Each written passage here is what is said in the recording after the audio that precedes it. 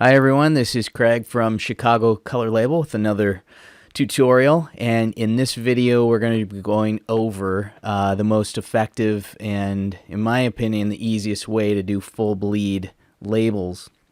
So I've thrown together this artwork in Illustrator here to demonstrate the process. But before we begin, actually I want to try to find the right graphic for the middle here. So let me hide that. Let's see, considering it's full bleed, that might be a little offensive. Bloody nose is kind of gross.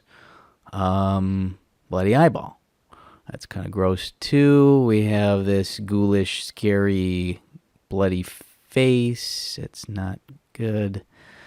This looks like a picture my kids might have drawn in second grade. Another bloody face, not in good taste. I got this little scary little bloody kitten. That's kind of cute, but I don't know. Bloody cat, not sure about that one. But you know, I am a lover, not a fighter, so I am going to go with this Mexican folk art, little bleeding heart, sacred heart here. I like that one. So we'll stick with this here. So this label here, this represents what you might get from a designer who is doing your labels with the crop marks out here and maybe even a border for the label. But that's just to illustrate a few of those elements that you might see when you're doing these labels. Yours might be different. That's okay. So we're going to start with this. And by the way, if you are interested in all of these steps without all the explanations I'm doing along the way, we'll link to the same steps in one of our quickie tutorials. That's nothing more than a quick step-by-step for these things. So I bet you wish I would have told you that before I began talking. But there it is. So let's start. So the first thing we're going to do here, and this isn't essential, but I like to do it just as a housekeeping step, and that is to remove all these extraneous elements here. So like crop marks, they can go away. I'm just going to kind of delete all of those, and then we're kind of left with a much cleaner label here, which is what I like to start with. So what we've got here is a representation. This this mark here, this border going around the edge, represents the actual label dimensions of this label. So this label, I believe, is 7.5 inches by 5.5 inches high. 7.5 wide by 5.5 inches high.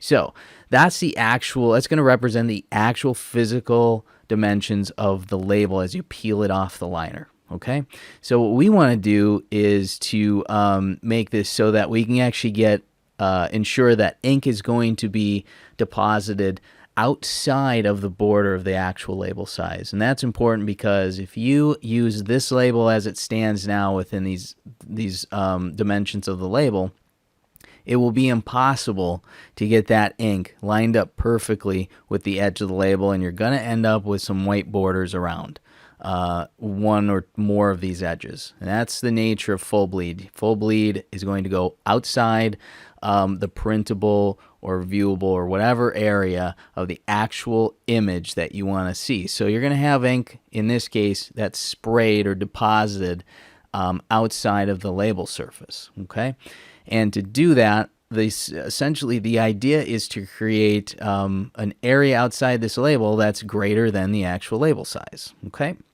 so we've taken off all those extra elements there, and the next step we want to do is make sure our artboard is the exact same size as the label. This is the way I start out. So we're going to expand it, but first we're going to bring it into the actual dimensions of the label. So I'm going to go ahead and take the artboard tool here. It's going to snap to the left and right sides. I'm going to bring it in. Should snap. Okay. I'll bring it down here. I think it's snapping. If not, we'll go in and fine tune it. Okay. So now we have an artboard. Notice it is slightly off. We've got 7.51. We'll do 7.5, and we've got 5.54. We're going to bring that in to 5.5. So now we have an artboard that's exactly the same size as that label. Okay, so at this point now, it's recommended, and what we're going to want to do is bring out the artboard at a set distance from each side to give it that full bleed space. I always recommend bringing it out 0.07 per edge. Okay, that distance might work well for you, it might not. The bigger your bleed is, the more margin of error you're going to have when you print these labels and are lining things up on the printer. So it's just really up to you what you want to use. I have good luck typically with 0.07 inches. So that's what we're going to start with.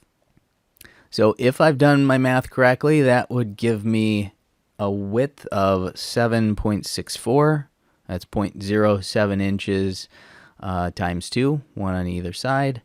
And then we're going to have a measurement of 5.64. Again, 5.5 plus 0.07 on one side and 0.07 on the other side. So now we have this. We have an artboard that's slightly larger than our actual label size.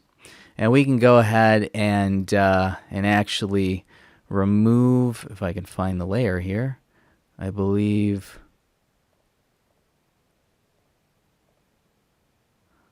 Okay, what I was trying to do here is get rid of this black border. I don't know which layer we're looking at here. It's very small and it's hard to see, so we're going to leave it in there for now. It's no big deal.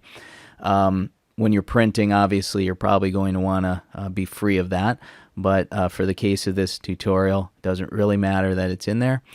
Now, at this point, what I like to do is expand any full bleed elements to the edge or beyond of the larger artboard. So this artboard that we've just created here that's 0.07 inches on either side, bigger than the actual label, we're going to go ahead and select these elements. So I've just selected my yellow bleed area, and we're going to go ahead and expand that out to the edge of the new artboard.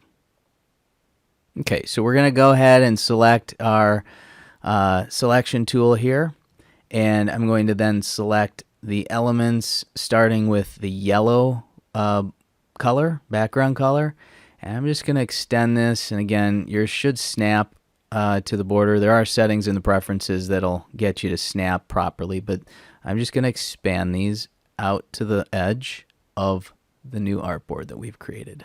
Okay, so now I have that yellow that's extending outside of where that actual label is, and we're going to do the same thing for the blue because we want that to come all the way out as well. We're going to bring that out. Okay. All right, now we have a label that has a slightly larger label than we're printing. So at this point, all you have left to do is to save that artwork as a new file. So we're going to save this as a high-quality PDF called Full Bleed. Okay, we're going to use high-quality print. That's just my preference. And now we have a printable file that's ready to go for your printer. So I've gone ahead here and opened up that PDF that we just created. And if you haven't done so already, you're going to want to set up a new label size for this. So I'm going to go to the print dialog here. And we're going to select, in this case, let's select the 502, the Afinia 502. We're going to go to Properties. We're going to ignore most of the things we normally set up because we want to focus on the paper size here. So we're going to set up a new paper size. Okay, this is where you define a new label. This is only done once when you create a new label. And our label, we're going to call it 7.5 by 5.5. So that's the actual label size. The full bleed is different though. So we're going to want to give the actual width and height for the paper size the same dimensions as we gave our artboard. So in this case, it's going to be 7.64 by 5.64. So that was the artboard size. That's the bleed size, or the size that those bleed elements go to. So that's the value that you want to assign to the form description measurements down here. Okay, whatever you put up here is irrelevant, other than that you should make it something that you can identify quickly what label you're printing.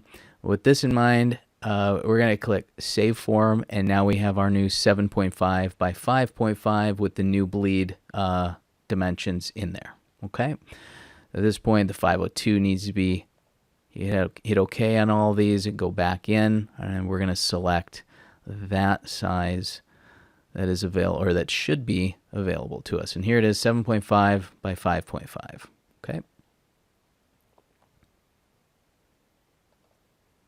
So there is our new label, 7.6 by 5.6, and that's the bleed size that it's referring to. Okay. So now we have a properly formatted label for printing. And at this stage, you should be able to print your label. And other than using some offset values here to fine-tune the horizontal and vertical position of that printing. So you now have a 0.07 border on either side of that label, top, bottom, left, and right. That doesn't mean, however, that that label is going to print perfectly centered with the perfect bleed on all sides. Okay, and that's where these offsets come in. And this tutorial is a little outside of the explanation for this, but the offsets are where you're going to manage those very, very small tweaks to the left and right position and the top and bottom position for this. So if you do have a situation where now you try to print this label and it's still not quite centered correctly, you can adjust those with these offsets here, making very small changes. I recommend something in the ballpark of this. To kind of get a sense for adjusting those bleeds just right. And with the right settings here and given one or two trial runs on the printer, you should be able to get this spot on. So that pretty much sums up the full bleed tutorial here. If you have any questions or comments, please send them over. I'll be happy to answer those for you, but this hopefully will help you out in getting those full bleed labels perfect every time. Thanks.